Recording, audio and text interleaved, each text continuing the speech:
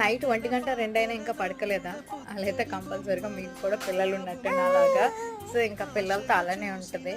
Night, పగలు, morning, day and night అసలు ఖాళీ ఉండదు. అల్లరి, గోల, ఏడుపుతోనే సరిపోతుంది. డే అంతా ఇంకా ఇంట్లో పనులు చేసుకోవాలి, వంటలు చేయాలి, అందరికి వడ్డించి పెట్టాలి, పిల్లల్ని చూసుకోవాలి, పిల్లలకి ఫీడింగ్ ఇవ్వాలి. ఇంకా నైట్ 1 గంట అయినా కూడా వాళ్ళు పట్టుకోకపోతే వాళ్ళని మనమే ఆడిపించాలన్నమాట. మనకంటే ఎవరు రారు కంపల్సరీగా.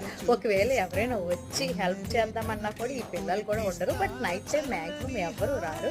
మన పిల్లల్ని మనమే చూసుకోవాలి. అంత ఓపిక, సహనం ఉంటే మాత్రం పిల్లల్ని అయితే కానాలి. నాకు ఆల్రెడీ ఫస్ట్ పాపతో ఎక్స్పీరియన్స్డ్ కాబట్టి సెకండ్ పాపతో అయితే అలవాటు అయిపోతుంది.